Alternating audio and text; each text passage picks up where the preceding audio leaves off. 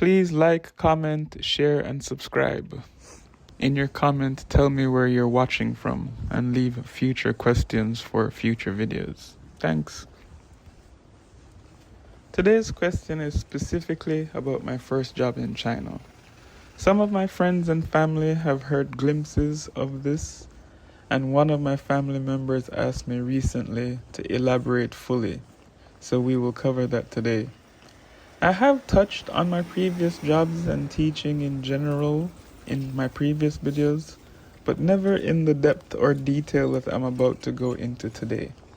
First, I'm not going to tell you guys the name of the company, and I'm not going to give the names of any of the people involved in these stories. I don't feel like playing those games where I dox people or later I can be accused of slander or libel. To be clear, everything I'm about to tell you is true, but I just don't feel like playing these games of naming and shaming people. So let's get into it. Now, my first company in China was a training center. Training centers in general can be a bit of a coin flip. It can be a situation where you feel like you're stealing a living because your situation is that good, but it can also be a situation where you evaluate all of the choices in your life that led you to this point. If you are going to go the training center route, especially in China, I highly suggest you do some research on the company you are thinking about signing a contract with. And by research, I don't just mean what you can find on the internet. I mean you should ask your recruiter or the person you're talking to that represents the company if you can speak with some of the current foreign employees. And when you get to speak with those employees, ask them to keep it 100% real with you. Let me be clear. You should ask to speak to their foreign employees, not their foreign teacher manager. It is very unlikely that you will get a manager that will keep it 100% real with you like I did with prospective employees when I was a manager. I have heard horror stories from my friends in China of training centers holding their passports or documents hostage so they can't leave the job, or they withhold pay for resigning, or just cases of straight up not getting paid for work done. So be careful if this job or this industry is something you're thinking about. Now, to be clear, I have never had those negative experiences, but I also choose jobs carefully and via recommendations from people that I trust who are already working for those companies or worked for those companies. Training centers in general all follow the same formula. The schedule is generally Wednesday to Sunday, you work, Mondays and Tuesdays you have off. My first company had us work from 12 p.m. to 8 p.m. Wednesday, Thursday, and Friday, 9 p.m. to 5 p.m. on Saturdays and Sundays. Training centers usually have their own curriculum and teaching style for that curriculum, and they train you to follow it. So if you have no experience, don't worry. This is a good place to get some experience before branching out. My company had their own books, videos, CDs, interactive software, flashcard, everything you would need for the lessons they expect you to teach. They also had homework materials, etc. for the students to do on their own time.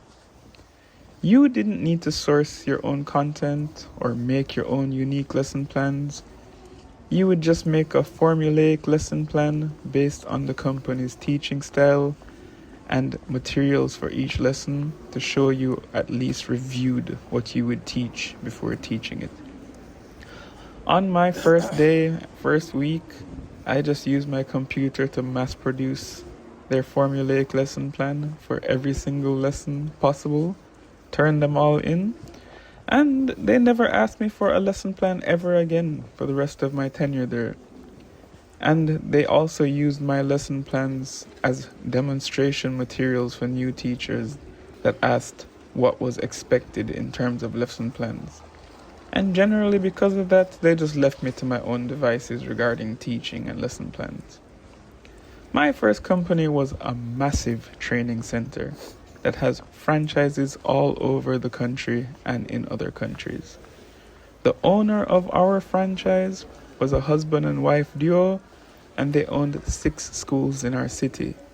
Now, the husband was largely hands off and left things to his wife. He just seemed to be there for vibes in terms of company gatherings and to smooth over issues that his somewhat confrontational wife would cause. His wife generally did most of the day-to-day management and running of the business on a whole. So when I refer to the owners moving forward, I'm generally talking about the wife in this situation. The husband and I actually got along well, and he would sometimes act as a buffer between his wife and other employees that had problems with her. Now, the employees were all cool, but the owners and vice president were a little bit short-sighted in things they wanted to implement or change, and at times they could be very unreasonable in their demands. They paid on time, but they also did other shady things like not pay taxes on your behalf and pocket that money, despite taking them out of your pay. I was warned about this by other employees when I was joining, so I took their solution, which was ask for documentation every month that showed they were paying your taxes, which results in them being forced to actually pay your taxes. So that was a situation that actually didn't concern me because I knew the solution and I just shared the solution with other teachers, and eventually the company couldn't do it anymore. But it was something they attempted. Now, being a teacher was fine. In general, the students are well behaved and serious about their work because their families are paying for these private lessons. So they know messing around and wasting that money is not really an option. I've seen some of my students catch an umbrella beatdown from grandparents that saw them not paying attention in class, because they could watch these classes live while they're waiting for their grandchildren in the lobby. In our lobby, we had CCTV cameras and monitors that literally showed what I was doing live while it was taking place, so they could watch the lesson live. Now, my teaching style is I teach students how I would have wanted to be taught when I was a student. It works for the majority of students, but obviously one method generally doesn't cover all bases. So for the students that don't benefit from this general method, I make other attempts to help them with the material and learning in general. But generally, I tell my students, give me your best for 20 to 30 minutes. Show me that you can remember and use this lesson's content, and then we will spend the rest of the class playing games. So basically, the faster you master the material, the quicker we switch to fun and entertainment. And it literally gives the students the motivation to lock in for that first half of class, really hammer home on the work and the material. Then we have a small test to show that they have retained it and they can use it, and then we go to some form of game. Generally, I would play the mafia game with older students, some kind of physical competition with younger students. Some classes, I even allowed my students to watch short cartoons, and we would have a Q&A about the cartoon in English, just for practice at the end. Now, my bosses and managers did not care how I chose to do my classes because I got results, the parents were happy, the students were happy, so I was largely left to my own devices. Training center lessons in general for class size can be anywhere from man to man all the way up to 20 students in your class. Usually it's around 8 to 12 students for the junior and senior classes and around 4 to 8 students for the kindergarten classes.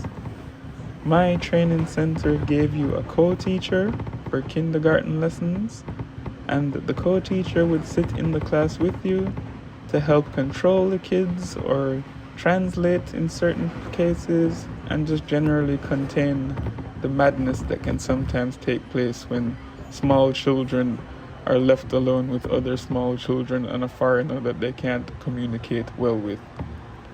For junior and senior classes, you still have a Chinese partner, but they don't need to stay in the class with you, and they don't.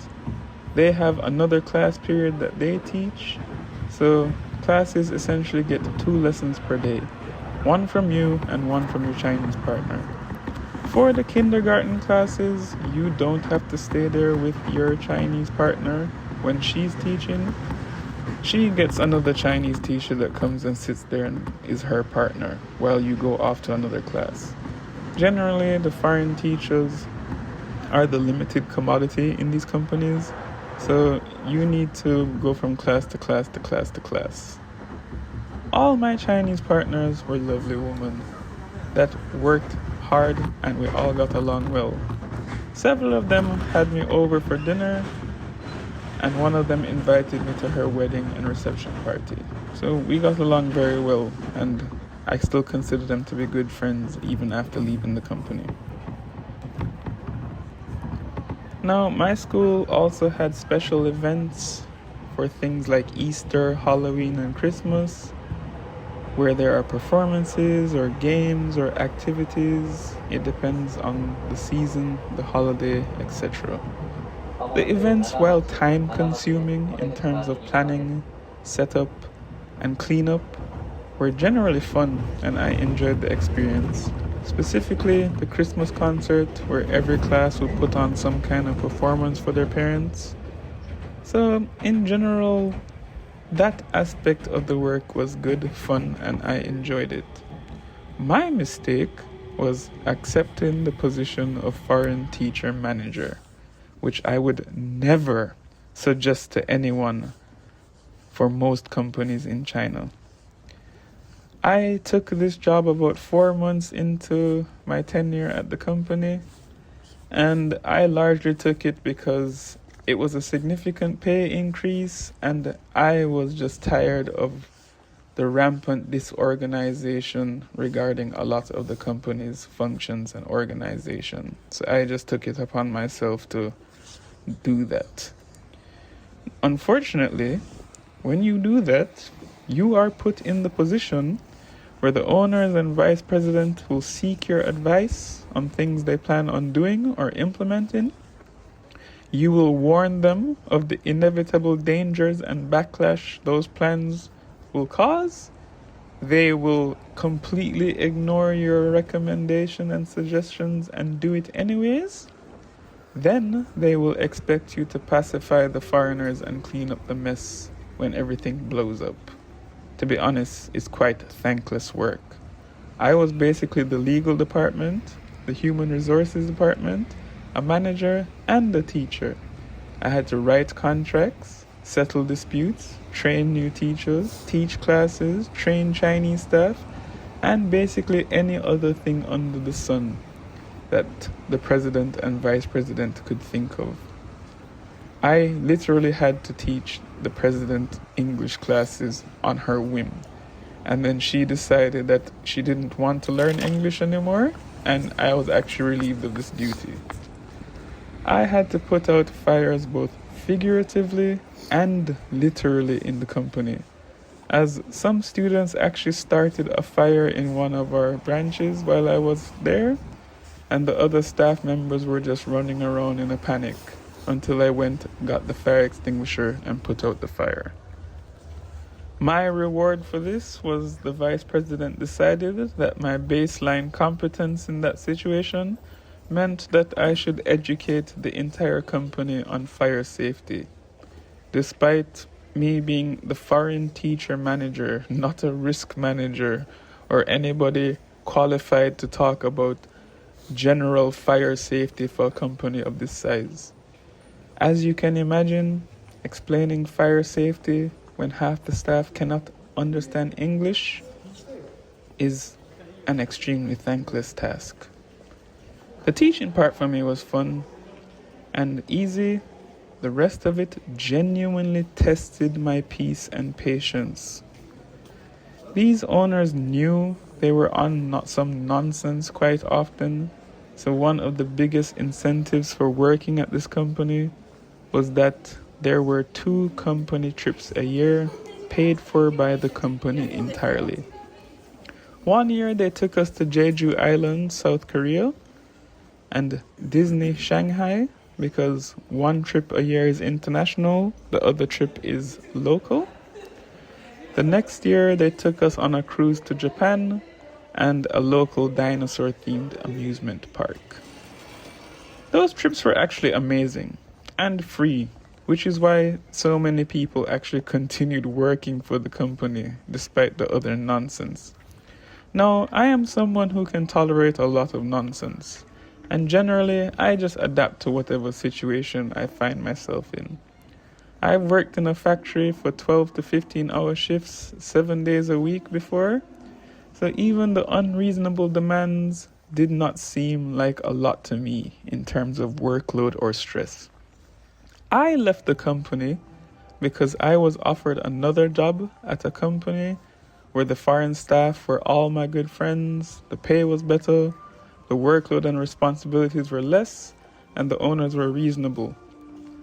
Even despite this job offer, I was actually still considering staying at my original company because I liked my students and colleagues, but things came to a head when the owners got wind of me considering another job offer, and instead of having a conversation with me where they counter offer or ask what they can do to retain me or literally just see me off amicably and say good luck on your new adventure, they decided in their infinite wisdom to track down my Chinese girlfriend, contact her company, and bribe/pressure her bosses to threaten her job if she didn't in turn convince me to stay at that company.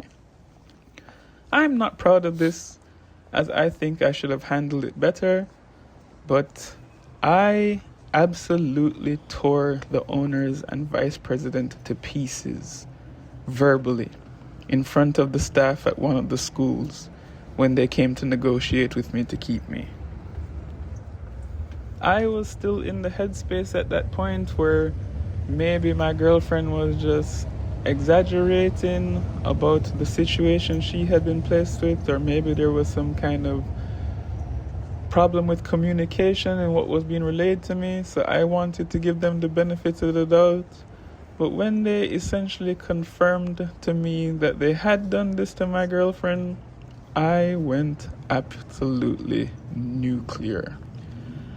I was shouting at them at full volume while the entire staff of the school gathered outside the glass office to watch me absolutely rip the president and vice president to pieces. And because they knew what I was saying was undeniably true, they just had to sit there and take it.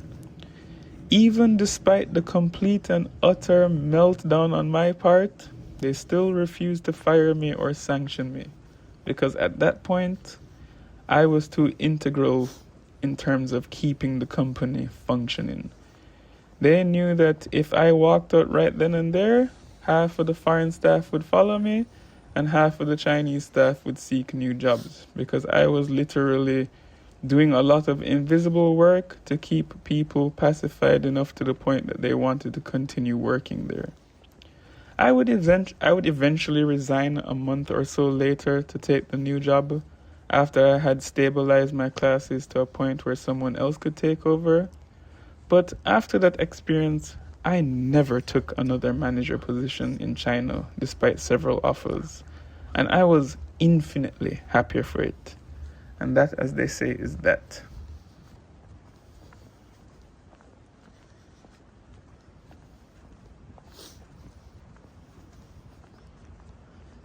Living in your mind now, too late, cause you're mine now.